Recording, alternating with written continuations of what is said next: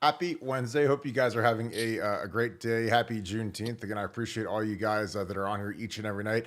Again, we appreciate all that you guys do. Is Michigan about to get cooked by a former staffer who got fired? Again, if you work in risk management, man, like employment practices is a big thing, and there are a lot of lawsuits, and there's a potential big lawsuit coming with Michigan, who fired a staffer in the middle of the season on a Friday, which again is completely abnormal. If you're gonna fire an assistant like a coordinator who's not effective, it's usually a Sunday move. You don't fire somebody on a Friday, and especially with no court. We're gonna get into all that. I think it could get real hairy. And if I'm Michigan, I'm just trying to get a settlement done to shut him up and keep the ball moving forward for those guys before they get smoked by the NCAA. We're going to get into this big last official visit weekend. Excuse me. Camps are over, but there's a huge official visit weekend coming. David Sanders Jr. is at the top of everybody's minds. So what are the special plans for him? We're going to break all of that down. As always, we appreciate you guys kicking it with us each and every day. Again, this show has been just an absolute blast for us to do. It's all because of you guys. Thank you. This will be a huge show tonight because you guys make it one. It's always a pleasure to be here, and it's a pleasure to have you guys here. Again, take a moment if you see any of our boys in blue, our armed force members, our police officers, our military members, thank them, please, from the bottom of my heart. I appreciate what you guys do. Again, I've gotten a lot of messages since I had my little talk the other day, after I talked to one of our officers. And again, it was eye-opening. I know that you guys go through a lot, but you guys are very appreciated by Buckeye Scoop in our community. We appreciate you so much. Again, thank you guys for keeping us safe. As always, we appreciate you guys, all of our first responders. And that's why our paid forward program is just so incredible, because we've signed up people like you, police officers, military members, retired military folks, people with disabilities from their service. Again, it's a very incredible program, and it truly humbles me that I get to know a lot of you guys through Pay It Forward. And so again, I appreciate you guys that super chat and support the program. It's an incredible cause, so thank you for that. As always, so if you guys enjoy our show and wanted to help us, something that doesn't cost anything and something that is really helpful for this channel, if you could leave us a like, click that thumbs up, that is huge for us. Click subscribe, send it to your friends. I mean, if you have any people that are fans of college football, Ohio State football, just football in general, a lot of people that have found this show they're not Ohio State fans. They just like to watch college football. So we appreciate all of the people that are tuning in. And last but not least, if you like our live shows, click that little alert bell. Get an alert on your phone every time we go live. We try to go at 7 every night, so it's consistent for you guys, so that you guys can kind of set your evenings up with our show in mind. So we appreciate that. Shout out where you guys are watching from. Shout out who you guys are watching with. Again, thank you guys. Let's make this a huge show. Again, I appreciate all of you. Thank you guys for being here. Nevada, Michigan is in a bit of an interesting predicament right here. Chris Partridge is a guy that we noticed he got fired on a Friday, which is very atypical, before the team was about to get on the bus, right in the middle of the cheating scandal, right when Jim Harbaugh had the 3-game suspension. He got fired in the middle of the Connor Stallions scandal. So he feels he was unfairly attached to Connor Stallions because they were both basically fired in the middle of the season, told to go away. And he's retained legal representation and is considering suing Michigan. And this is coming from John U. Bacon, who is like the mouthpiece of Michigan athletics. I mean, he is he's the state media of Michigan. So very interesting predicament here for Michigan, because he's obviously threatening to spill the beans on what was really going on, unless Michigan wants to come to the table and write him a big fat check to settle. Again, this is why contingency attorneys make a lot of money. It's an article from footballscoop.com. It's very interesting. But what were your thoughts on this? Again, when this broke yesterday, I thought something like this could happen because, he landed in a decent spot as an outside linebackers coach for the Seattle Seahawks. But, this is a guy that potentially could have been a coordinator, maybe a head coach at some time. So this firing, I think, is a black eye that's going to be on him for the rest of his life, for as long as he's looking for jobs. I think that every time a firm looks at him and they look up his resume, they'll say, well, why did you get fired at Michigan on a Friday afternoon? The team's ready to load the bus up to go play a game, and they fire you. What was going on? Why did they fire you? And he's going to have to explain it. And it's going to be up to the schools or the firm or the whoever the regents to believe it or not believe it. But what were your thoughts when you initially read this? Well, look, this is a messy situation that we've kind of chronicled. We'd broken the news about Partridge and about how Michigan was moving on him, and when they did, the timing of a Friday was stunning. But you know, he had been involved. He was telling people not to cooperate, and from Michigan's perspective, I talked to some pretty high level people at Michigan today, and they're like, Partridge wants to present himself as being kind of blameless, and he didn't know, and he didn't, but he was telling people, he was telling kids not to cooperate. He got rid of a computer or a laptop that had some information on it that they felt was relevant. He was not cooperating, and for Michigan, he became an easy scapegoat. And he's always denied participation in the scandal, but he hasn't denied knowledge of the scandal. And I think that's where the rub and the raw is. So he's had Tom Mars basically put out the word that if Michigan is not to settle, that there's explosive new evidence to come, and that wouldn't be favorable for Michigan to have in a discovery type of situation. And he's clearly rattling the saber for Michigan. So this story of the Michigan men continue to eat each other. The story just gets messier and messier. And Partridge, who's been a convenient scapegoat for this thing, seems ready to start singing, or at least rattle the saber that he might begin singing. And it'd be really interesting to hear what type of tune he would sing when he got out there, because they all knew. We've talked about this ad nauseum. Everybody had to know. It's impossible that everybody didn't know immediately what they were doing. Partridge is a veteran guy. He'd been around the block, had been, multiple stops. All it would take was 5 seconds of you sitting there and you say, hey, who's that guy standing right next to Jesse Minter, whispering in his ear, that Minter's shouting out defenses? Like, nobody does that. And this wasn't lost on Partridge. It wasn't lost on anybody that was around Michigan, even tangentially, let alone one of the accountable coaches. So he knew what was going on.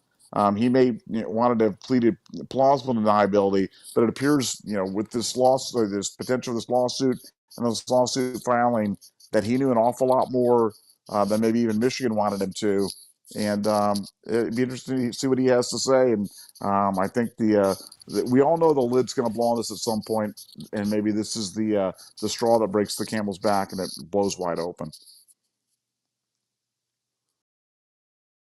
Excuse me. I totally agree. I think that when you look at kind of what is going on in this deal, it's kind of, what did Michigan know that made them act so quickly? Because there was not a full trial. There was not a full, there wasn't the, normally when there's an issue like this where you have to, let go of somebody, there's usually a suspension without pay, or a suspension with pay. I've seen terminations happen in person, and normally there's a decent investigation that goes on, and there's a bit of a hearing, and he'd probably have his lawyer there, and what did you know, what happened, but and again, this could have all been done under the cloak of darkness, where they investigated him for whatever length of time, but he acts like he got terminated with no investigation. Like, they just found something and they whacked him and that was it. But Michigan, Michigan has, they spend millions of dollars a year on legal retainers, I'm sure. And I think that the thing about when they're doing this, they know that what are our chances that this guy comes back and sues us. So I'm sure that they try to do the best they can to avoid that, because these lawsuits can be very, not just expensive from the terms of writing a settlement check or losing in litigation, but just from the damage of the brand, because again, if this guy if he sings like a canary and says, well, this is what really happened. I mean, I know that you guys want to act like Connor Sons was this lone wolf, but this is how he briefed the coaches in the meetings, and this is how we acted out how we were going to listen to his signals, and this is how he demonstrated that he knew it, and this is how he used to practice. I mean, because he's going to know the inside baseball. Again, that's why all these guys left, because they didn't want to be the one guy who was left who they could question and say, hey, So what did you know? How did you know it? Like, didn't it ever occur as weird to you that they have some junior jet 25-year-old kid like telling the coordinators what the play is? I mean, because anyone who's ever been around a football team would see that and say, well, that's really weird that that kid who is like an intern is telling, Chip Kelly or whoever. Like if it was at Ohio State and you saw some 25-year-old kid sit there saying something and Chip's looking at him in between every plays while he's calling the plays, like that would be that'd be exceptionally strange. But I don't know where this will go. Nevada, if you were Michigan and this was you get this letter from this attorney and the threat of this, how would you proceed? Because like for me, I think I would just try to settle this thing and have it go away because they're going to get smoked pretty quick here by the NCAA. But I think the less that comes to light, the better. But again, I just think that that's from a PR perspective because if this guy really goes through a full dog and pony show and is just singing like there's no way that this is good. The betterment for Michigan. But how would you act if you're Michigan? Well, when I talk to Michigan people today, they're like, "Look, this will absolutely be settled. Mm-hmm. They'll be settled. There'll be some sort of non-disparagement, some confidentiality clause. They'll do their thing. They want a few people. Michigan's plan going forward is to quote unquote come clean with the NCAA. But when you come clean, but you don't really come clean, like you tell kind of your version of the truth and you kind of try to make that's kind of what happened. That's what Michigan's going to do, and they don't want anybody deviating from the narrative that they're going to put out there in the NCAA because they've tried the stonewalling up till now. They've tried the we didn't do anything wrong, everybody else does everything wrong. Now Michigan's kind of modified their approach to hey, this is what happened, and we're really really sorry, but it's not the full truth. And until the NCAA gets to the absolute truth of the matter, which is this was known up and down the organization at the highest levels. It's classic lack of institutional control. That's how the NCAA is viewing it, and I don't think they're buying this lone wolf, bad actor. We didn't know anything about it, and hey, Harbaugh's gone. That's not going to fly with the NCAA. But for Michigan right now, the strategy with Partridge is settle. And I guarantee you, this will be settled, and both parties will say, and we have nothing more to say about it, and we got to go because it had the desired effect. It shook up the people at Michigan big time because they know they don't want anybody else talking, and they don't want anybody else saying anything that deviates from the narrative that they're trying to put out there. And Partridge is certainly a guy that could have blown that all up. Yeah, I think that's what it's got to be. I mean, these guys have to figure out, how much damage do we want to deal with versus because again, like if you go to you go to court, you're gonna end up spending a couple $100,000 on attorneys at minimum, and then plus you're gonna have the PR damage, which is could account for millions of dollars in PR damage. So I think that he knows what he's doing. I'm sure he had a contingency attorney. I'm sure that he was probably upset that they made an example out of him when, these guys, everyone on that staff knew what was going on. And for some reason they fired him, probably because he got rid of evidence or whatever he did. But he was the guy that was, shown the door when, it was clear that Sharon Moore knew what was going on and the DC knew what was going on. Jim Harbaugh knew what was going on, but they all got to stay for whatever reason. So again, I thought it was very, very interesting. To say the least, that this guy potentially could file, and I think Michigan will settle because I think that why would you want this to go through? But again, he's upset he didn't get due process, and he literally he says in the letter that Michigan would be best served to settle rather than going to trial. Because again, if he goes to trial, like he's gonna eviscerate Michigan, and Michigan doesn't want that smoke. They don't want all that stuff getting out. So I think it's gonna be very interesting. Well, Nevada, we can move on to what's going to be a monstrous official visit weekend. What are your thoughts? We're getting into a very, very big time weekend with the biggest name on everybody's mind. Mr. David Sanders Jr. is coming to town. Tavian St. Clair is coming back. All these kids are coming in from all over. The Sanchez crew's coming in. It's like kind of the pseudo extra official visits are going down. for kids that have already gotten their official visits, but they really want to help, recruit and help Ryan. Where are we at, you think, with David Sanders Jr.? Because I just think that between what I've heard about Georgia being out and then, Tennessee screwing the pooch and misspelling his name, which is idiotic, I just think that, Ohio State, if they don't dunk this one, I don't know if they're ever going to get one. Because, Monica Daniels is all over this thing. Paris Johnson Jr. is in Paris. Paris is literally in Paris, which is like, it's like a rap song or something, but he's not going to be there, but, he's really in touch with David Sanders Jr. That's who he wants to be like. That's his role model. Where would you rather go? Where you've had a kid go 6 overall in the draft? I've said that a million times. Like, if your role model just went 3 and out, 6 overall pick, $35 million in guaranteed cash, like, why would you go anywhere else? But this is my opinion. What are your thoughts on David Sanders Jr. at this point, heading into his official visit?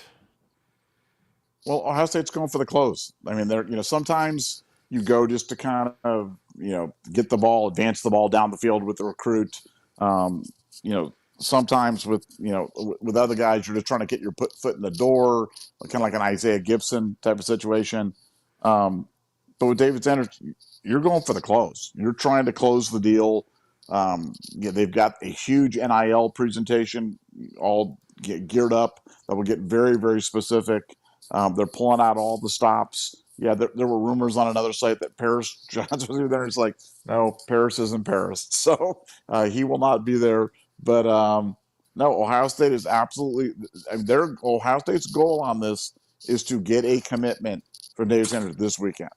And, I think I know that Ryan Day and Justin Fry they're going all in. And to me, that's exciting. That's where you want to be. You want to be in a situation where you've got a chance to kind of, he's seen everything else from everybody else. And now you've got a chance to kind of put it all on the table and say, hey, David, this is what we want. This is how much we want you. This is where you fit in on our depth chart. Here's the guys that you're going to be playing with. And they're sparing no expense in terms of making sure that this is the best recruiting weekend of the year for a guy that is the absolute number one priority for them in this class. And that's exciting. It's exciting to have one of those guys where, they landed a lot of great players in this class, but this would be the cherry on the top of an already just amazing class. And I really think they get it done. I wouldn't say I'd be shocked. Nothing shocks me in recruiting in 2024, but I'd be really, really surprised if Ohio State does not land David Sanders and if he's not a Buckeye. I followed this one really closely. I've got really good intel on this, and I really, really believe he's going to Ohio State. That's not a 100% thing. It's not the master lock. It's not a funky bomb. It's not anything. It's just we have a lot of information. I know you do. I know I do. And it's all telling us the same thing. David Sanders to the Buckeyes, but they got to get it done this weekend, and I really believe they will. Well, I think that he's got. He doesn't fit. He doesn't strike me as a Georgia kid. No, and again, like I said, they've had. I've heard a lot about Georgia that isn't good in the David Sanders recruitment. Again, the culture is a major issue at Georgia, and again, say what you want. I know that they've won a lot. I think Kirby Smart's the best coach in the game right now, but. That being said, like, it ain't for everybody. And again, sometimes when you get that ultra high level of success, man, I mean, it's, the kids can kind of run wild. I mean, you saw that at Florida. That was like the classic, they win it in 06, go crazy in 07. They're not as good. 08, they win it again. And then 09, they're the best team ever. And except they lose to Bama at the end. And then in, 10, 11, it's just the wheels completely fell off the program. Once Tebow left, but I mean, the kids and the culture down there was a disaster. I mean, it was bad kids acting out, acting crazy, acting stupid. And again, there's never been a time in the history of college football where culture is more important than right now. Why? Because a lot of these kids have a lot of money. So these kids, if money, like when you get, it's like when they used to say when we went to the NFL Rookie Symposium, if you get, whatever your habits are, if you've got a habit, if some of these guys are drug guys, alcoholics, they like to like to drive fast, they like to do whatever. Like when you give them a bunch of money, it's like putting jet fuel on top of the fire. So some of these schools, man, again, you recruit your own problems, so you better like dig in and figure out what these kids are about. And Ohio State, like our best players, they're not about that. You get like Trey Henderson, super religious kid now. JJ Smith, like literally all he does is train like a robot. Marvin Harrison Jr. never saw him out at night like ever. A lot of these guys, they're like the ideal kids. I mean, a lot of these kids, they're kind of homebodies. They like to kick it. They like to play Xbox. They like to go work out. 8 hours a day, and that's great. Like again, I love that. Like I used to love gym rats were my favorite players because I knew that they had something different. Now I don't mind if guys go out and hang out a little bit downtown, do whatever, because again they are still in college. They're not robots, but we've got a lot of kids, man, where they're up here. It's a mission, and that's it. Guys like Ennis and Tate and JJ. Like they don't go out. They don't do anything. I mean, they like to train. They like to when it's late night. They like to get another workout in. Go run routes with that Monarch machine. And I think that if I'm David Sanders' folks, and hey, these are what our kids. This is what Paris did. I mean, Paris wasn't out in the club every night. Now Paris got a little bit, but I mean, he was about his mission. His mission was to become a first round pick and be as good as he could be, and that's what he became. And I think that's the kind of kid that David Sanders is. I mean, he's a great kid. From the people I've talked to that are close to him, great kid, great family. Like you want to talk about like an atmosphere and a culture that you want to be a part of. Like the people I talk to in the Woody Hayes say it's never been better culture wise from the leadership, from the players to the direction of the coordinators with Jim Knowles and Chip Kelly. I mean, those guys have, it's like you've got the Ryan Day Ohio State culture, and then you've got like the two little mini cultures of the offense and the defense, which are both great. I mean, you got two guys that are, I think, exceptional leaders on each side of the ball.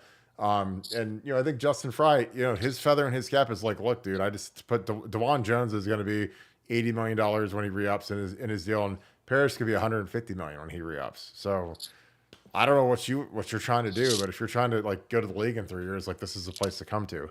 But yeah, like I like this kid, and again, I can't imagine a single stop on this earth that they're not going to pull out to get this kid. I'm gonna toss this film on, and we can get to some super chats. But yeah, this is going to be, this is flown by in terms of an off season Nevada, because this is kind of it. I mean, really, like there's this David Sanders weekend, the official visits, and then there's the coaches go on break for a few weeks, and then it's the season. How would you grade Ohio State's off season thus far? Specifically, I guess camp and official visit season, because I think they've done a great job. Yeah, I mean it's been A plus. I mean it started A plus with the retention of the seniors. It continued A plus with the coaching staff enhancements that Ryan Day made, and then recruiting. And then you throw on top of that, I mean, just you forget subjectivity. Just from an objective measure, the highest rated class in OSU history. So it's like it's hard not to give any grade other than an A plus to Ryan, to Ohio State, heading into a 2024 season where you might have the most talented Ohio State team in school history. So it's pretty heady stuff to say that, but I don't think anybody who's been following this closely could give a different grade. I think I mean, I don't know what Ohio State could. I mean, obviously you can always have done this better or that better, but if you step back and you kind of go, who else could we have kept? Mike Hall, who has a family to support. And I mean, you literally kept everyone.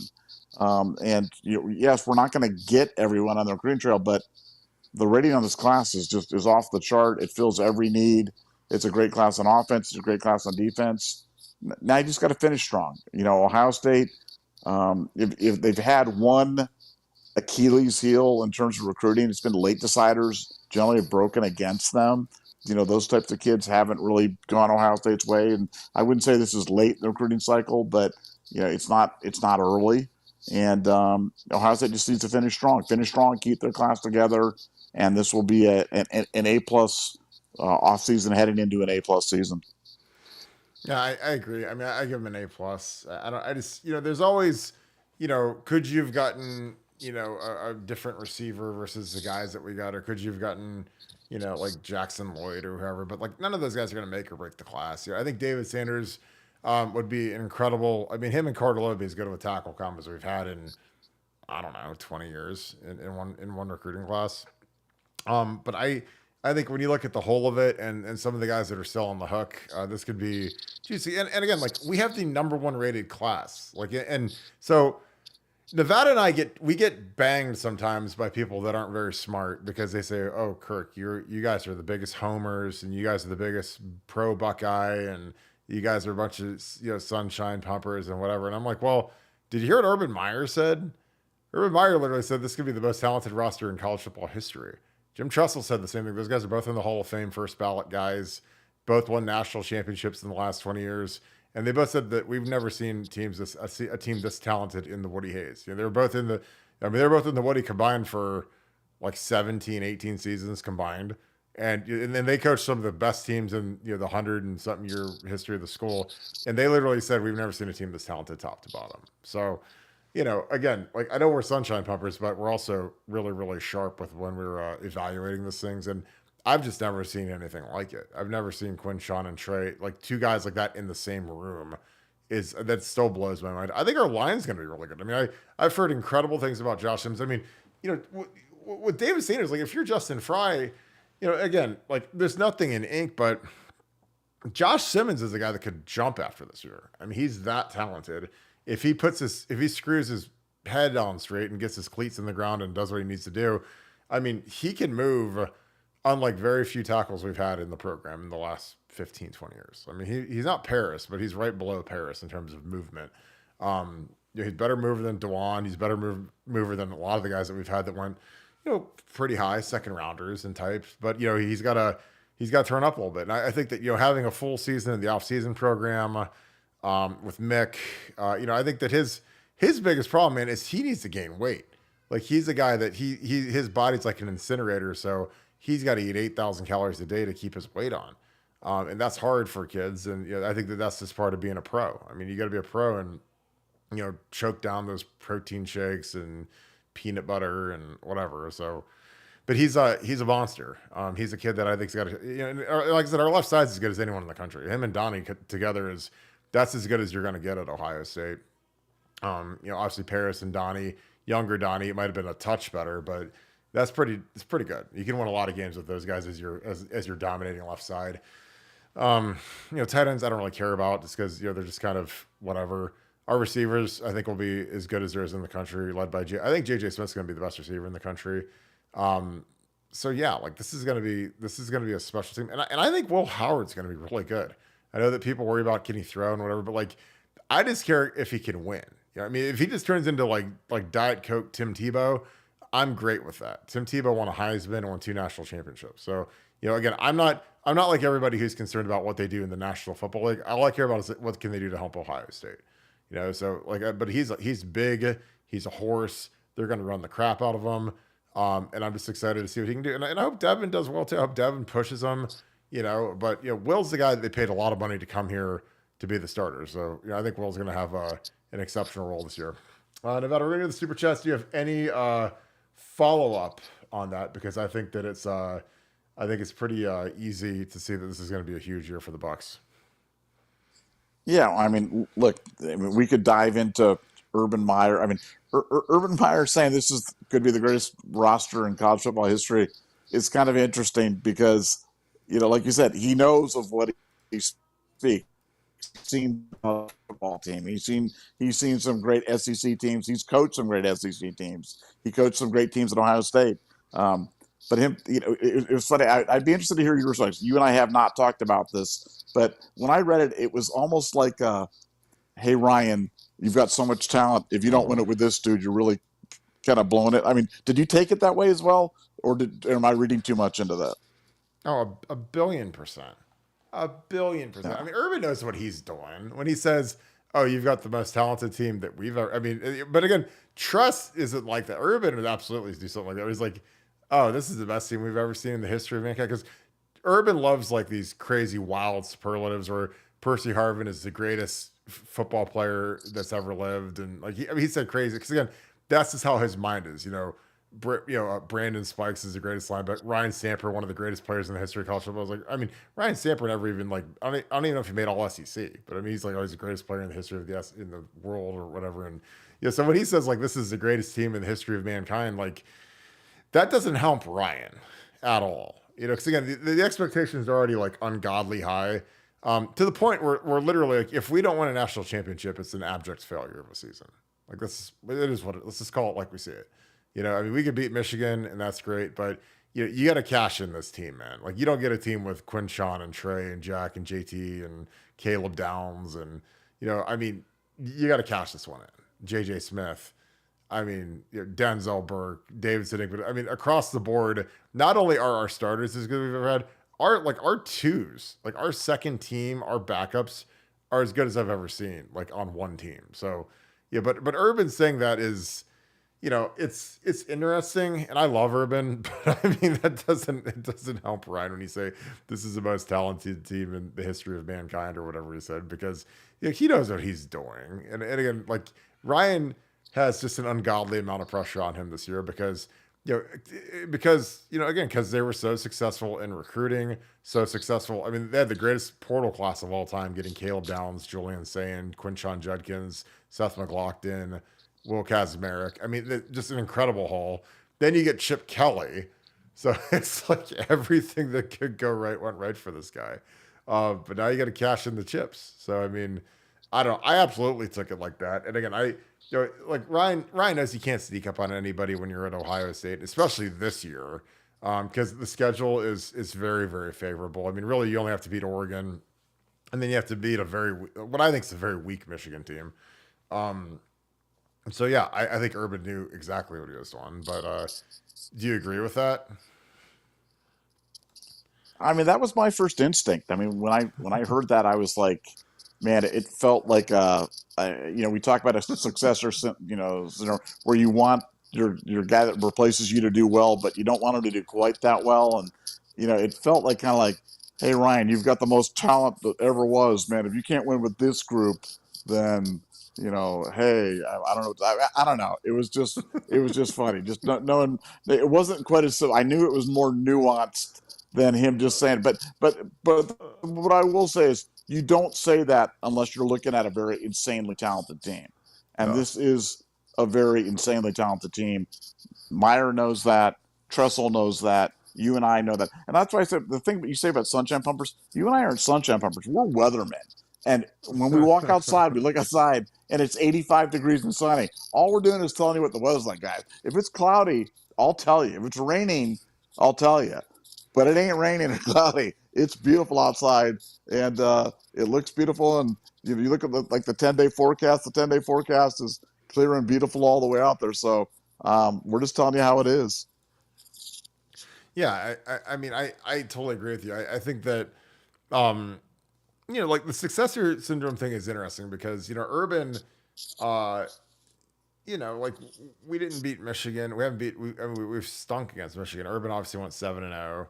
And again, this isn't Urban. This is just human nature. Like if you, you walk out of the game and you're at the little big noon kickoff set and you hear the fans chanting like we want Meyer right after Michigan smashes us. This is like, I mean, that's got to make you feel like kind of good. And again, I'm not saying anything's coming from Urban. This is just like human nature. But, this team that Ryan has this year is one where like, I don't know how he can sleep at night because he knows he has to cash this thing in. He knows that this is one where, fans, if we don't beat Akron by 90 points, like people are going to be upset. And if we don't cover that 50-point spread week 1, then it's a failure. So I don't know. Like, I think that this is going to be one where Ryan's got to pull out all the stops. And again, he's got the staff to do it. Like, the thing is, he's not just kind of in the wilderness alone. Like I feel like he's been the last few years on offense where he had like the kids with him. Now he's got he's got Chip Kelly and he's hired like some real coaches to help him out. And I think that this is going to be a year where he's got to lean on those guys. He has to lean on Chip Kelly. He has to lean on, Chip Kelly, won a Rose Bowl. He built a program out of nothing. Because Oregon was nothing before Mike Bellotti, then Chip Kelly took over and took it to a different level.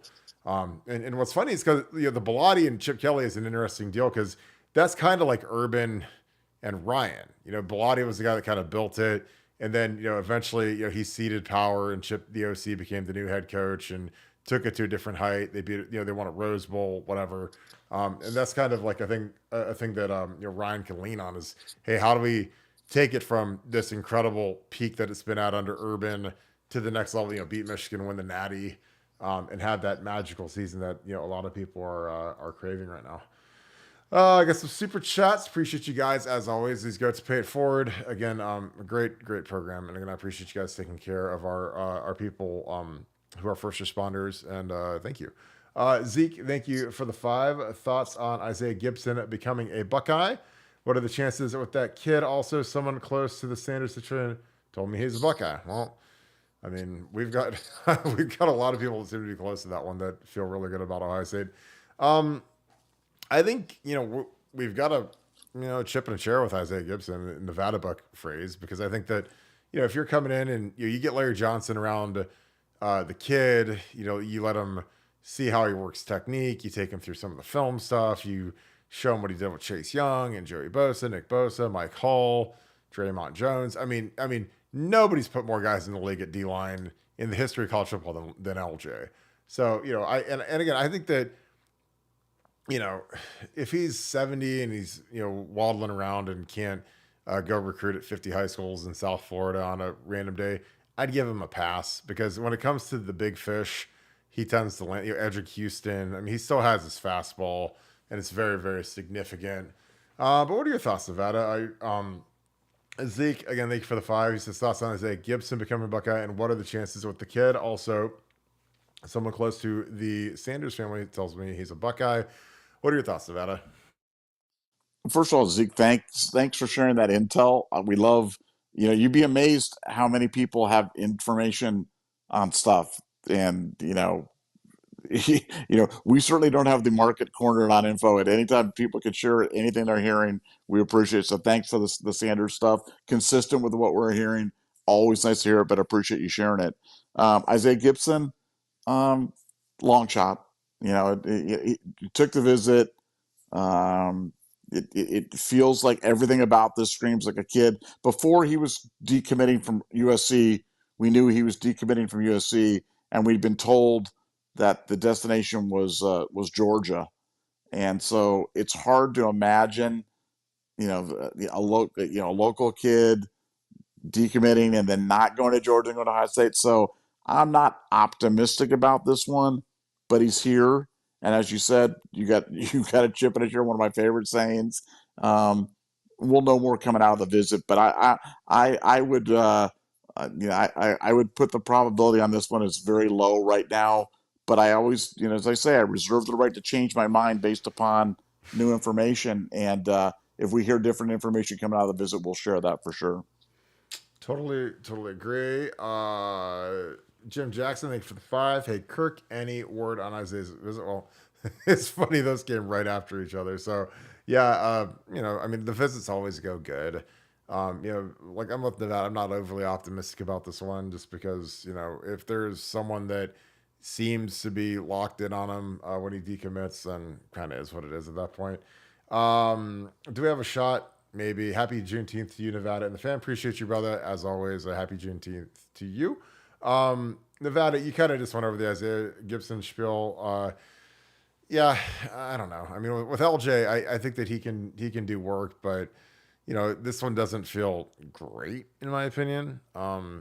Anything else to add? I mean, you basically just answered it. We had the back-to-back super chats that were basically the same question. Appreciate you, Jim, too. Yeah, no, I mean, look, Gibson's saying the right things. He's saying all the right things. He's giving all the buying signals to Ohio State. I'm just not sure if I'm buying it. So, but I've been surprised before. If anything is true about recruiting in 2024, is nobody really knows for sure. And we've talked about the age of the recruit. If you're a recruiting guru, or that's your thing in terms of guru, man, I'm telling you, good luck with that, because that is it's not even tough. It's just almost pointless at this point, because things can change so fast, and you've got to have more information. You've got to be able to read the signs. But Gibson's saying the right things. I'm just not sure if I'm buying it. All the intel I'm getting for the agents is saying Georgia. I think that's where it's headed, but we'll know more over the next 24, 48 hours for sure. Yeah, to me, being a recruiting guy now is it's kind of like being a door to door encyclopedia salesman or like a VCR sales guy or something. I can't think of things that are going away faster than that. Is because these kids they've got agents now and they don't have to talk to recruiting guys and they don't have to and then keep stuff under ops and things can switch on a dime because all of a sudden one school loses a kid, frees up a bunch of NIL cash, they can up the offer, and kaboom, kid goes to a place that maybe he didn't really care about as much, but he got the offer. So, I mean, they're different now. So again, I reserve the right to change my mind, but we like I said, we just won Edric Houston last year, so we can win some big time kids from the South. And again, I think LJ is as good as there is. I mean, the problem is like a lot of people like, oh well, he's not this like shucking and jiving recruiting guy that walks through the hallways and goes to 50 schools every day. But I really don't care. I mean, if LJ can, like with me, I'd be like, LJ, you can do whatever you want. I mean, as long as you're recruiting and bringing in the guys that you bring in and the D line has been a strength of Ohio State since he's been here, since he got here in what, 14? I mean, have we ever had a bad defensive line at Ohio State? No. Have we been putting guys into the first round and having guys like, Davon Hamilton sign like $50 million extensions, Draymond Jones, $50, $60 million extensions? Like, yeah. So he knows what he's doing, and those kids all love LJ. So he's doing something right. So I'm not really dying to get rid of him or send him to Del Boca Vista so he can play shuffleboard just yet.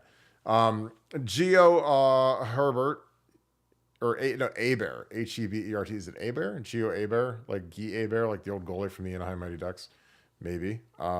Salute to service poker tourney at Reserve Toledo 7/13 at noon, just for veterans and active duty, $0 entry fee. Please help us spread the word. All right, here's what I'm gonna do. If you have a sheet or something of that nature, like a little promo sheet, please email that to me, buckeyescoop@gmail.com, and I will post that on here, and I'll post it on our message board as well. Again, I appreciate, I love supporting stuff like this. I love you letting us help spread awareness of it. So again, for those of you guys that are on the audio cast, salute to Service Poker Tournament at the Reserve Toledo 7/13, July 13th at 12 noon, just for veterans and active duty, $0 entry fee. Please help us spread the word. If you have any sort of post or anything that you can send me a PDF, send that to me. I'll put it on the screen on the show a few times leading up to it, and I'll put it on our website. But I appreciate you. That's great. Nevada, again, I'm going to read it one more time from Gio Abear. Salute to Service Poker Tourney at the Reserve Toledo, July 13th at noon for veterans and active duty. Your thoughts on that? I mean, great cause. Like you said, we're happy to help promote that. We'll put it on our Twitter. We use all of our social media stuff on that. Get the word out, and you guys can help out as well. If if everybody kind of pitches in and puts it out, I mean, that's the whole definition of going viral on these things. And any way we can help the vets, anything where we can help a good cause like that, we're all about that. And just appreciate you thinking of us, and glad to see what we can do to help you out. Yeah, and honestly, like what Doreen does every night is amazing because she always retweets our show, and that's a huge help. Because Doreen's got a good following, and she retweets our our YouTube link and all that. And again, if people want to help us and don't want to spend any more than 2 seconds doing it, retweeting our show is great. It adds exposure. And we'll do that for this. Just send it to me, buckeyescoop@gmail.com, and I will put it up on a PDF. Matt Patel, thank you for the 5. Everyone talks about how deep the roster is. How many Big Ten teams do you think our 3s would be competitive with? Here's the thing. I don't know about 3s. That might be a little gaudy. Our 2s, I think, would be very competitive, especially if our 2s are like Quinshon Judkins, Brandon Innes, whoever we got at tight end, Devin Brown. I think our 2-0 line it'd be a little hairy, but I think we could beat like some of the bottom tier teams with our 2s. I don't think that would be crazy. I think that the O line, the second team on the line it's not great on any team. So we have to kind of muck it up a little bit, but we've got enough guys in there that could do it. But if you have Quinshon and Brandon Ennis and Jaden Ballard and some of the guys that are we'd have Edric Houston on defense. We'd have God, we'd have some great corners. Calvin Simpson Hunt. I mean, our safeties would be as good as anybody in America. With Malik Hartford, Jaden Bonsu, potentially Sonny Styles as your will linebacker with Gabe Powers. Like I think we could really be competitive versus the bottom tier of the Big Ten. But that's a great question. I mean, the more I think about it, I think that I don't think we couldn't beat the upper crust. Probably wouldn't be able to beat the middle tier, but the bottom tier I think we'd be real competitive with. Nevada Baptel asks, everyone talks about how deep the team is. How many Big Ten teams do you think are threes? And I'm going to say twos, just to make it a little bit more realistic, would beat or / be competitive with. What are your thoughts? Well, I have a slightly different view, which is, I mean, if you're talking about taking our twos and putting them on another team and then giving them first team reps, again, I mean, that would be a higher ranked group than anybody in the Big Ten other than Michigan. Um, our threes would probably be the same. I mean, our threes, every one of the threes is a 4 and 5 star kid somewhere. So, yeah, I think we'd be competitive with just about everybody other than Michigan. If they were getting the first team reps, if they're getting the first team reps, and you just took our twos, put them over to the team, and said, okay, we're going to start in fall camp, and you get all 15 practices and get ready. I think it'd be a pretty formidable unit. Um, I think it'd be a top 25 team in the country. I think you could play with a lot of teams around there because you know these are all highly regarded kids. They just haven't had a chance to really show what they could do or get the reps to be able to get it done. Yeah, I think it would be it'd be fascinating to see. I think that I think I don't know if I mean God, top 25 would be tough, man. I'm telling you, but I might be crazy, but I've had to set these lineups with the twos and threes like when I worked there for 3 years, and it was like, whew, like I mean, you get that third team line, man, and it is like how many guys? I mean, you have to hide. You're like, how many of these guys can I hide? Because when you get to the third team O line, you got a couple walk-ons on there and freshmen and guys that you don't, if they're older and they're on the threes, they're probably never going to play at Ohio State. But, I mean, I always think about like when there's some bad teams that have really good players, like when Buffalo had Khalil Mack. Yes, we got to have our threes out there against a team that's got some random dominant player, then that could get ugly. But I think we'd still be in good shape. All right, Larry Daniels, the first or one, excuse me, not the first. This is you're not a royalty. Larry Daniels one. Appreciate you, man. Thank you for the 5. Thank you for an ultra membership. Any stories about Urban's sense of humor or other coaches' sense of humor? Oh boy, Nevada OH. I Urban. I mean, Urban had a very kind of oddball sense of humor, but I actually thought he was hilarious. And sometimes it was just because he would just say like insane, like crazy funny stuff. It's probably stuff that like I'll tell the story and you'll be like, Kirk, where's the punchline? That's not even funny or whatever, because I'm just weird. But like, I mean, he would have some one-liners where he would just eviscerate some of these kids. And like we had a tight end who was really doing good. He was a freshman. I don't know if I should name the names. Blake, I think it was Blake Thomas, kid from Ignatius, really good kid. Never played. He had a career-ending medical red shirt. Something happened. I can't remember what it was, but he was really coming on strong in the middle of the 12 season, and he was like just like really working hard, and he was with Mick, and he was some of these guys like when they're on scout team, like if you're not playing on Saturday, you probably should work out twice a day. Like you should probably get a workout in the morning. Go to practice, get your practice, then get a workout in after practice. Cause like, you don't really have to play on Saturday. So like, that's what I did. I used to work out twice a day when I didn't have to play in a game. I'm like, well, who cares how sore you are? Because you're not going to play on Saturday. You're just going to stand there and watch like a douchebag. So I, he like, Mickey, said, hey, this kid's coming on. He's working really hard. And then there were some other kids that were in that freshman class that weren't. And we had a kid that was pretty affluent, which is not great with Urban, and like, like he's talking about he pulls the team up after practice, and he's talking about how Blake Thomas is in there, and he was in there at 6 a.m. working and with Mick and doing extra lifts and getting treatment. Urban, like if you want Urban to love you, just basically live in the football building, like go get extra treatment 10 times a day, and go in, live in the film room and watch 70 hours of film every week. And like that's, or like, oh my God, that's what Tebow used to do or whatever. But he told this kid that was pretty affluent, he's like, he's like, hey, Blake was in here, 3 times before you even got in here. He's like, where the F were you? Are you checking your stocks? And I was like, oh God, that stings. Cause that kid has some money. And it was just hilarious that Urban, like he went there. God, he would dog guys out for injuries and stuff. And a lot of like, I didn't think it was fair. Like Jeff Hireman had really bad hamstrings, and Jeff was a super lean kid, and he pulled his hamstring like every other week, it seemed like. And so by about the third time he did that in the first 4 months, like Urban was ready to kill him. And I was like, it's hard for me because I'm a GA. I can't like say, hey, coach, he's actually a great kid and he's really tough. And he just had, he's got to start drinking salt water or something. So he stops pulling his hamstrings. But I wasn't in that position to talk to Urban like that. But the way he would eviscerate coaches it was unbelievable, man. Because like a lot of the funny stuff with Urban was like coaches were so scared of him. And like I wasn't scared of him at all because I knew I was done. Like I was getting my MBA and I was out the door, baby. I didn't need any. I went on. He wanted me to interview at Marshall with Doc Holliday and all this other stuff. And like I talked to those guys. Like I didn't love the lifestyle. I thought it sucked, honestly. But Urban would just kill like Ed Warner, and he would kill. He would kill these coaches, man.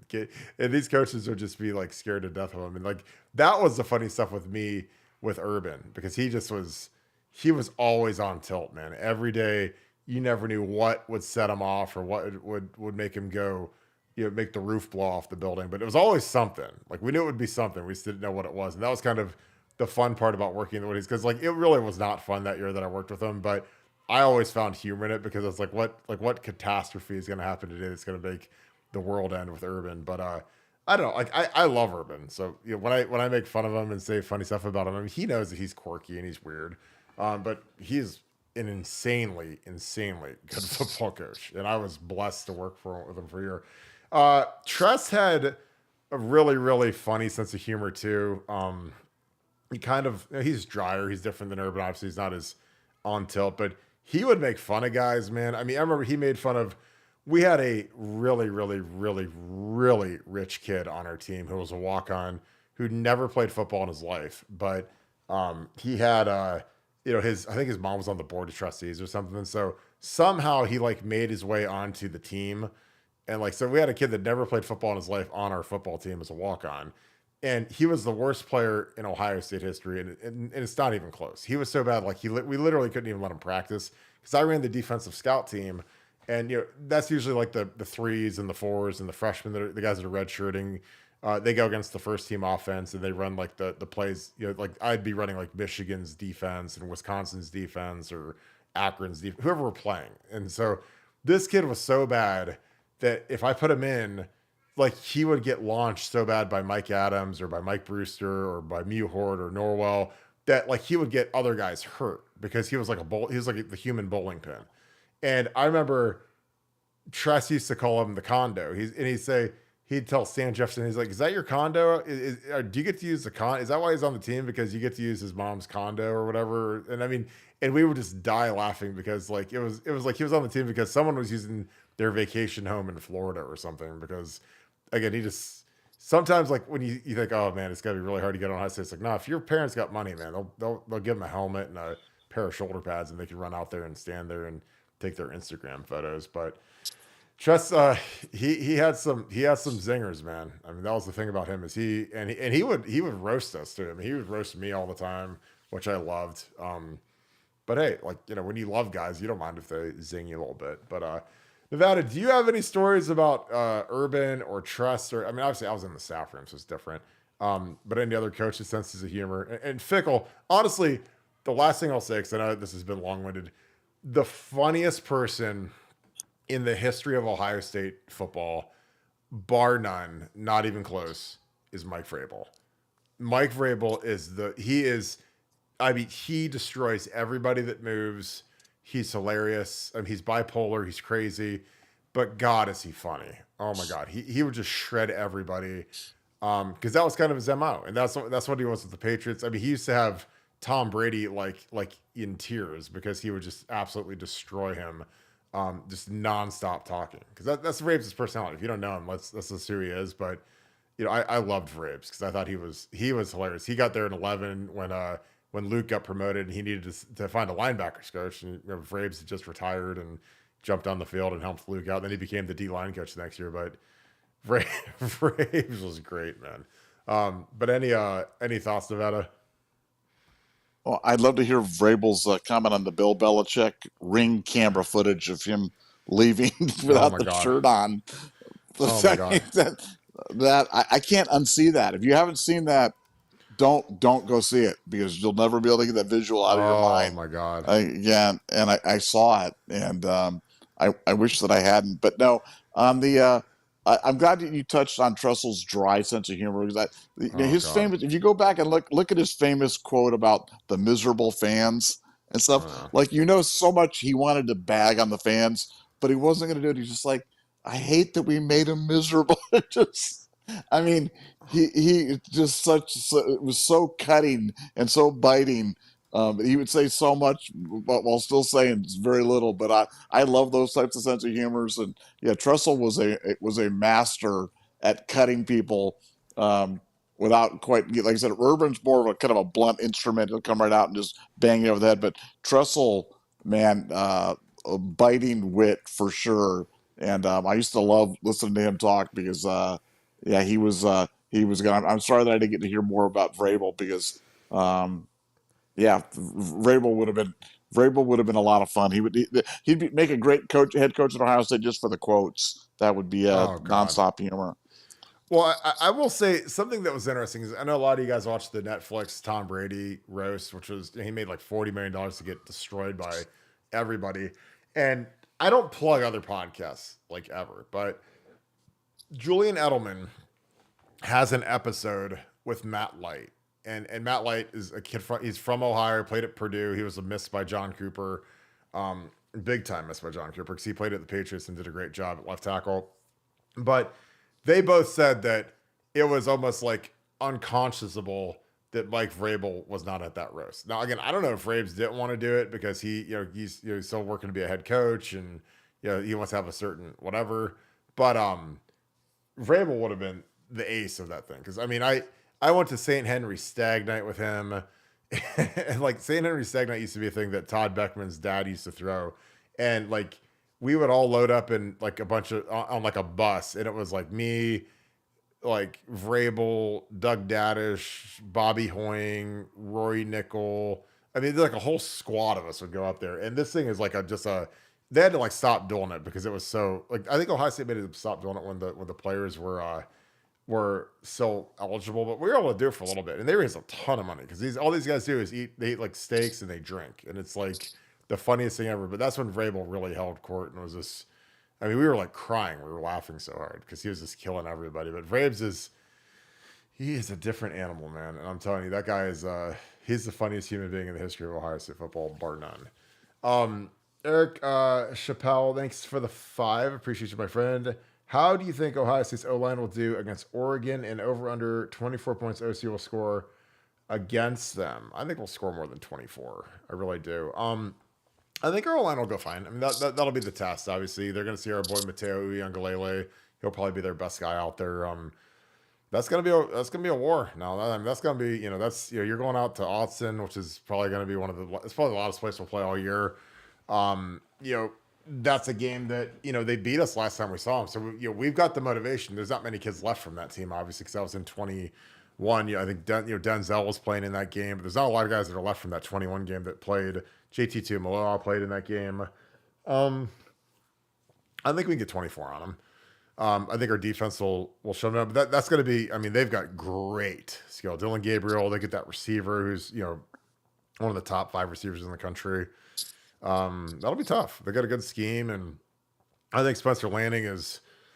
If you say Kirk, who would you want as a coach after Ryan left? I'd say either that guy. I mean, we're not going to get Kirby, so that'd probably be the guy I'd go after. But Nevada, what are your thoughts? How do you think Ohio State's line will do against Oregon and over under 24 points that we'll score against them?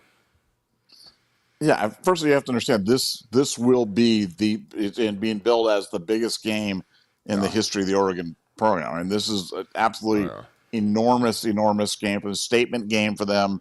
They're just getting to the Big Ten. They're getting Ohio Mm-hmm. State at Yeah. home.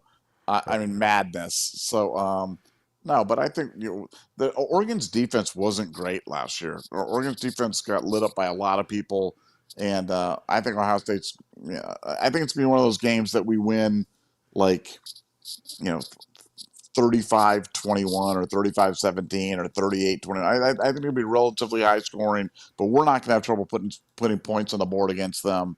And I've said all year I don't think anybody's going to score more than 21 points in the Buckeyes, and I'm sticking with that. But it's going to be a heck of a game, big challenge. They're a terrific team. They've added a lot in the portal, but defensively they weren't great last year, and I don't see any reason to believe they're going to be great this year. So I think we'll move it pretty well. I think that it'll likely be a 2-3 matchup in my opinion. I think Georgia will still probably be number one just based on their schedule, but I could easily see that being 2-3. No worse than like 2-4. I think we'll obviously be undefeated. We'll be holding it two. I could see Texas maybe moving up to three after they beat Michigan, but it's gonna be 2-4, 2-3 in my opinion. And I think Oregon is there. There's a team that we're probably gonna have to see twice. I mean, I would imagine that that's who we're gonna see in the Big Ten title game. So fear not if we lose that game. I think honestly, if you lose that game, you almost have an advantage going into the Big Ten title game because of the motivational aspect of it. But yeah, that'll be the game of the year. I mean, at least for the beginning of the season, that's the game of the year, bar none, by far. And the world will be watching, so we'll get to see what we are what we're going to be doing. Jeremy Moreland, thank you for being an ultra member. Appreciate you, brother. Hope you're doing great. Thank you for the 5. Any chance a fired coach becomes a squirrel pig for the NCAA and FBI? Um, I rattled that around in my head. I don't think so because I don't think that you want that as your reputation for your coaching career going forward. Especially I think with Patridge, I think that when you're looking at he's got a job. It's not as plumb as he had before because he's just he's an outside linebackers coach, which is a step above being a GA basically. But he's back in the NFL. But I think that he probably could have been a coordinator if he wouldn't have been fired. I mean, he was kind of on that track. I think more that he's doing this because he wants a pound of flesh for the fact that his career is always going to have this black eye on it, where he got fired on a Friday. Because that's embarrassing. If you get fired on a Friday, it's one thing if you get fired on a Sunday. Like Alex Grinch got fired like the day after USC gave up 80 points or whatever. I mean, they were the worst defense in the country last year, and they finally fired Alex Grinch. But I mean, that happens. Like if you get fired on a Sunday after a terrible Saturday performance, like that's common. But to get fired on a Friday, like when the team's loading the buses up, it's just very, I guess, uncouth. Like it's something that you're not going to be able to explain very well. And well, why'd they do it? Oh, because I destroyed this or did that or told people not to do this or whatever. But he's acting like he didn't do that. So again, I think that him threatening to squeal is I think deep down it's an empty threat just because like, do you want to be known as a narc in the coaching community? Like, do you want to be the guy that, that if a coach who doesn't know you at all is interviewing you and he needs a linebackers coach and he's like, well, I've got these two candidates and I like them both, but this guy like ratted out his old coaching staff to the NCAA or aired the dirty laundry in the lawsuit or whatever. Because again, I don't know what the feelings are. I mean, he didn't go with Harbaugh. So he's not. It's not like he's with the LA Chargers. I mean, he's literally in Seattle with the former DC that was at the Ravens last year. So, I don't know. Like if this guy would have gone with Harbaugh, I think he wouldn't have ever even threatened this. But I don't know what his relationship is with Harbaugh. But I mean, I know Harbaugh took pretty much everybody else except for this guy. So I don't know. But I think that you don't want to be known as a narc when you're in the coaching profession, just because I think that it ends up being nothing but a bad path forward. Nevada. Any chance that the fired coach becomes a squeal pig for the NCAA and the FBI? Your thoughts? Well, you have to remember the FBI thing. That's the whole sex crime against minors. That's the Matt Weiss computer thing. So and that predated Partridge. So I don't really think Partridge has much to say about that. in terms of the NCAA, no, your point's right on. Nobody wants to be known as that guy. Yeah. Although having Mars kind of threaten that publicly today through via John U. Bacon, that already kind of puts that out there. So even though you're not the stoolie, or whether or not you're the stoolie, you've now threatened publicly to be the stoolie, and I don't know how that helps Partridge in terms of future prospects. But yeah, I think Partridge would prefer not to be that guy. But Michigan seems to feel like they have him dead to rights in terms of he was a guy that was directing other people not to cooperate with the NCAA investigators, and they feel like they've got him on that. So this will be really interesting to see how this kind of plays out going forward. But like I said, the FBI thing completely separate. That's a completely separate thing. And I don't think it'll ever get to the NCAA with Partridge because Partridge wasn't cooperating, was telling other people not to cooperate, and now with Michigan there'll be a financial settlement where he says I can't. I'd love to cooperate, but I can't because I have this non-disparagement, confidentiality agreement, whatever it is, and that's how I think that likely gets out. Now I want to circle back on one other point before we get to the next super chat. We were talking about the Ohio State. Oregon game. But you got to remember that's not till week 6. I mean, it feels like an early season game, but it's not till week 6. And we've gone over some before. Have you seen Georgia's schedule this year? I mean, Georgia's schedule this year. They open up with Clemson, and then they go Tennessee Tech. Then they go at Kentucky, at Alabama. Then they play Auburn. Then they play Mississippi State. Then they play Texas. That's their schedule to open up with. So, I don't know if they're going to be number one. If they're number one by the time we play Oregon, they're really, really good. And they've beaten some really, really good football teams because their schedule is an absolute meat grinder this year. It makes up for the putrid schedule that they had last year. But this year they're getting it back because they're playing everybody. Yeah, I think it's interesting how there's some – Georgia and Michigan are the guys that went from just cupcake city to like just monstrously tough schedules. I mean, like Florida's schedule. Like, I mean, these SEC schools now that they got to see Texas added to the mix, it is like, good God, like have fun with that. But yeah, you're right. If Georgia runs the table with that, then they truly are the best team in the country. But I don't know. Like, I mean, is Bama gonna be Bama anymore? Or are they gonna be back to the old days, like the pre-Saban days? Because that's the thing I'm dying to know. Because I just don't think that they're gonna sustain that success that they had with Saban. But I mean, he could prove me wrong.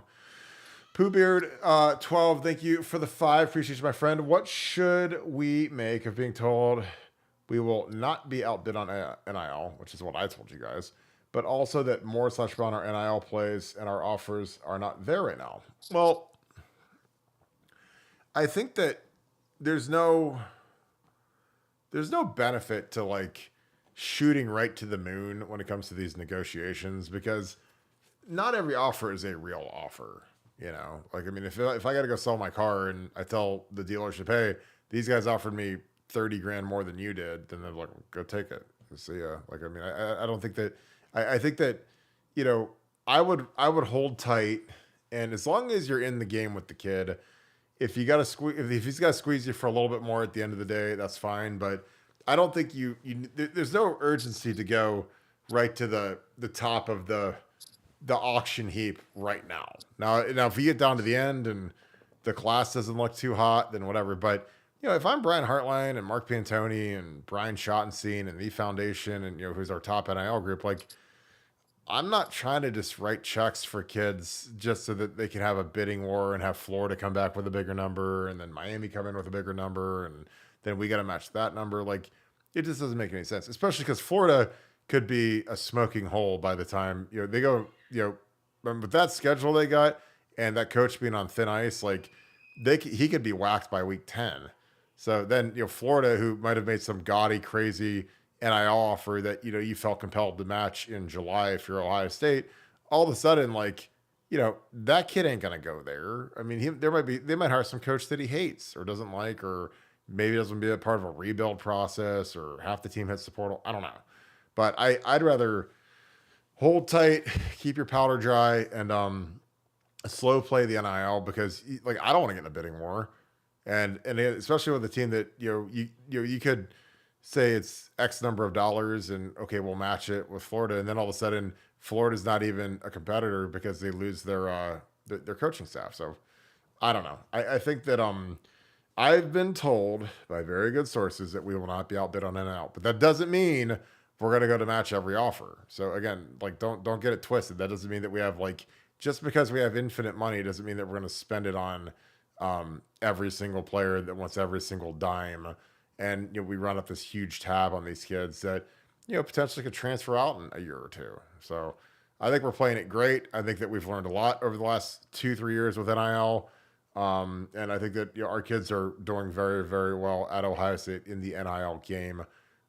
These kids aren't starving. These kids are doing really good. I'm happy for them. Again, I love NIL more than any human being in the world because we get to partake in this now. Because before, in the olden days of the bagmen and the SEC and money, in the Chick-fil-A bags, like we didn't get to participate. So we'd lose kids all the time because we didn't pay them. We refused to pay them because it was illegal. But now we get to. So now all of a sudden, like we're stacking up number one overall recruiting classes like it's going out of style. And I love it. So that's my opinion. Nevada Poohbeard 12, who is an Ultra member and is on here every night. Appreciate you, my man. Thank you for the 5.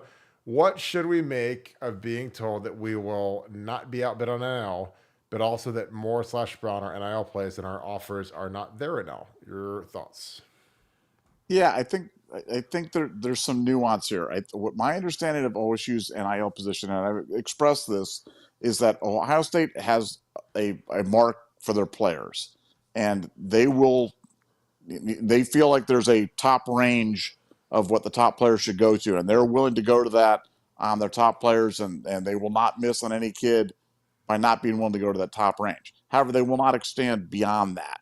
And so I think that's where kind of the rub and the raw comes on some of this is, because there's the law of unintended consequences. If you do that and you just go to that, now you've kind of upset your entire NIL structure with other kids, other things that you're saying, where you're telling other kids, this is the most that we're going to pay for this. We're not going to go above that. And then you do it. That stuff always comes back to bite you. So I think for Ohio State, the stated position in NIL is they will have enough. They are willing to go to the top of the market for any of the kids that they want, but they're not willing to go beyond that. And I think with the kids that are pure NIL kids that are looking just to kind of squeeze the last dollar out of it, that's going to be difficult for Ohio State because there's always going to be one more bid. There's always going to be one more round of bidding. And Ohio State doesn't want to play that. They understand NIL is part of it. They just don't want it to be the whole enchilada. And so if you're strictly an NIL kid for Ohio State, they just don't want to play that game, and they don't feel like they have to play that game. And I think that's the right way to do it. Yeah, and they shouldn't play that game because I'm telling you, you recruit your own problems, and NIL it's something you've got to manage because not every kid gets an NIL deal. There's some kids that they show up, and there are some kids that have new Hellcats and new luxury apartments, and then there's some kids that are in the dorms and they're riding the bus and they're they're not schlepping it. Like, I don't care. I did that. I honestly liked it. I liked being a college kid. I liked, I know that sounds crazy, but whatever. They'll survive. The poor little tulips. They'll make it somehow, some way. If they don't get their Hellcat when they're 18, they can go work for one like everybody else had to. Hey, Schwalmer 1111. Appreciate you, my friend. Seeing Michigan fans celebrate their title is like watching a blank drive around a really nice new rental car they paid for with a stolen credit card. Yes, I like that. Of course, I don't know how you're going to get real far with a stolen credit card and a rental car, but hey, there we are. People like to show off on stuff, but I don't like. I think that the Michigan fans, they're dumb, so I don't really expect them to understand what's going on. But it ain't all lovely up there right now. And again, I think that those guys are they're about to get cooked. I'm going to be here for it. I can't wait for it. Nevada, again, thank you, A. Schromer, for the 1111. That's like, I don't know what the significance of that is, unless it's like Make-A-Wish or whatever.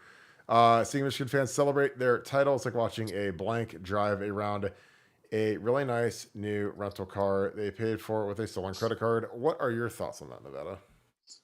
I think it's a great analogy. It's one of those things where they know it's tainted, and they knew it at the time, and that's why it doesn't feel so good, and that's why it's manifesting itself in ways like the number one memorabilia slash books are going out of business for them because they're not selling national championship gear. They know. I mean, when you have one of those things that you're kind of living the lie, and it's going to come to an end, it's not as good as anything that's genuine, and there was nothing genuine about that national championship for Michigan. And no matter how many times they say that it was, and the NCAA president said we won fair and square. I mean, like, that's when all you got to hang it on. They know, and the more they say that they don't care, that's when you know that they really care. But I think that is a great analogy. It was kind of stolen. It was kind of tainted, and it's as good as it was ever going to get for them because they're heading to irrelevancy and right soon. It won't happen this year, but over the next 2-3 years, man, I'm telling you what, dark days ahead to be a Michigan football fan. And like I said, this year 7-5, 8-4, 9-3 tops, and a quick exit in the playoffs if they were lucky enough to slip into the 12th seed.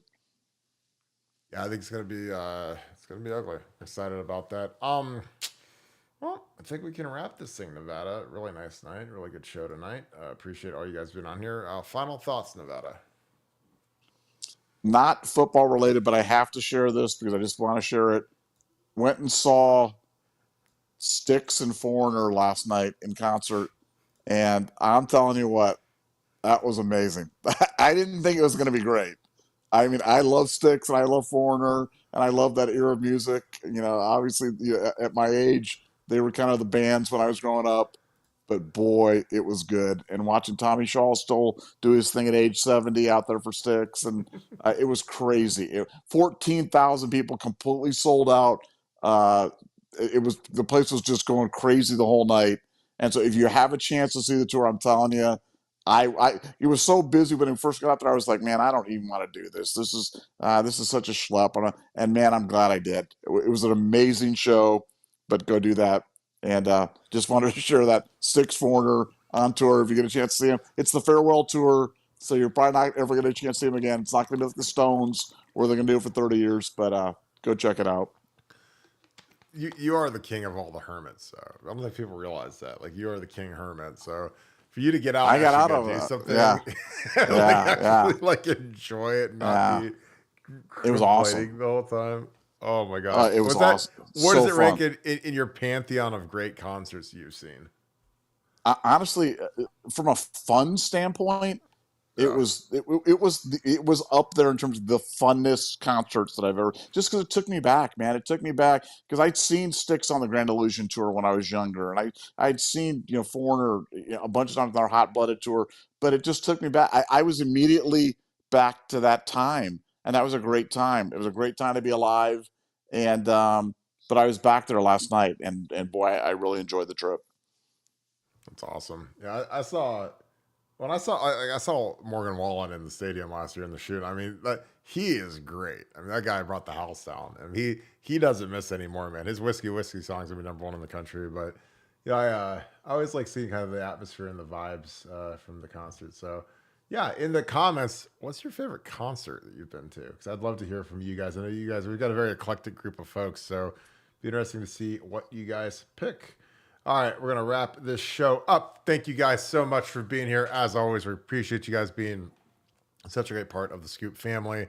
If you guys enjoy this content, please leave us a like, click subscribe, also click that little alert bell. Going live at 7 each and every night, unless we have a Styx concert to attend, and we go at 6 like we did yesterday. But again, I appreciate you guys for being a part of everything that we do. Our meetup, June 29th. We're going to go 11 a.m. to 1:30, 2 o'clock or so. Twin Peaks on Polaris Parkway. It's going to be incredible. It's going to be lit there. Very excited to host this and see what we can do. So I need you guys to show up, pack the place. I think it's going to be an absolute blast. And I'll remind you guys as we get a little bit closer. It's about a week from Saturday. So we got about 8-9 days. And it's going to be a blast. We have a last second super chat coming on here. ZZM. I like this. ZZM, right at the buzzer, like your Steph Curry shooting a three. Thank you for the 5. Thank you for the $1. Kirk, would you wear a Hawaiian shirt to celebrate if we got Sanders, yeah, I'd look for that Tommy Bahama's Ohio State Hawaiian shirt. That was the JT2 Malal shirt that sold out right away. Nevada, what do you think he should do? Nevada OH. Well, Nevada is just dinged off, but I'm sure that he would absolutely tell me to wear a Hawaiian shirt. But I'll give you the OHIO. Yeah, I absolutely wear a Hawaiian shirt. I mean, but it would be a Buckeye Scoop one, and I'd probably wear it, and people would want it, and we'd put it in the drop so that people could get it. So I'll design it. It'll be black and red like I wear every single day, and I think it'll be sweet. So that is a great question, ZZM. I hope you're having a great night, and I hope to see you at the meetup, my friend. But yeah, I think Sanders, I feel good about him. I feel better every single day. The more I hear from the people close to him, the better I feel. So thank you again. Huge show because you guys made it one as always. Appreciate you guys kicking it. Great chat tonight. It was lively. Thank you to our moderators, Doreen, Kim, Devin, Akeem. Appreciate you guys being on here each and every night and helping out and keeping that chat nice and clean. Thank you to our regulars, ZZM, Steely. You guys are all in here. We appreciate you guys being in here each and every night. Again, you guys keep it lit. Jeremy Moreland. You guys know you're a Pooh Beard. There's hundreds of you guys that show up every night. So thank you for that. We appreciate you guys so very much. With that being said, thank you. You guys have a great rest of your night. It was a pleasure to be here with you guys. It's always a pleasure to kick it with you guys. Thank you so much, Buckeye Nation. Thank you, Scoop family. We will talk to you guys tomorrow. Go Bucks.